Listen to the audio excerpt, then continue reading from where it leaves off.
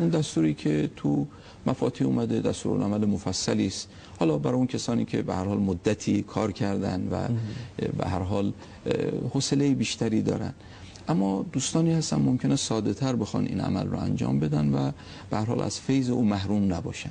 من دستورالعمل بسیار سادهش رو عرض می‌کنم. کل نماز شب 11 رکعته که 8 رکعت او رو، یعنی 4 تا 2 رکعتی به کیفیت نماز صبح، 2 رکعت به کیفیت نماز صبح به نیت نماز شب. این 8 رکعتش 8 رکعت که حتی نشسته میشه خوند. یعنی اگر به فرض کسی ایستادم حال نداشته باشه، البته خب اگر کسی بتونه همت خودش رو کوتاه نکنه. آدم وقتی یک باب بزرگ رحمت به روش باز میشه، هرچی بیشتر بتونه جذب بکنه چه بهتر. ولی اگه مثلا کسالت زیادی داشت، حال نداشت، لااقل نشسته، اگر میبینه نشاطش محفوظ میمونه نشسته. بعد از این 4 تا 2 رکعتی 2 رکعت نماز به نیت شفع، یعنی جفت 2 رکعت شفع که در رکعت اول حمد و قل اعوذ برب الفلق، در رکعت دوم حمد و قل اعوذ برب الناس.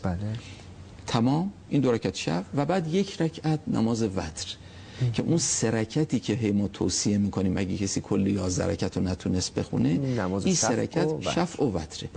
وتر یعنی طاق، یعنی فرد، چون 1 رکعت بیشتر نیست. تو این 1 رکعت حمد 3 مرتبه قل هو الله، 1 بار قل اعوذ برب الفلق، 1 بار قل اعوذ برب الناس و بعد در قنوتش 70 مرتبه استغفر الله ربی و اتوب الیه که این خیلی ارزشمنده. آدم توجه بکنه که این شاید آخرین فرصتی باشه که من دارم استغفار میکنم. اگه با این 70 مرتبه و بعد 40 تا مؤمن رو از کسانی که از دنیا رفتن یا زنده هستن. چقدر خوبه که آدم 40 تا مؤمن رو دعا کنه. خدای فلانی رو ببخش. زبان فارسی هم میتونه دعا کنه.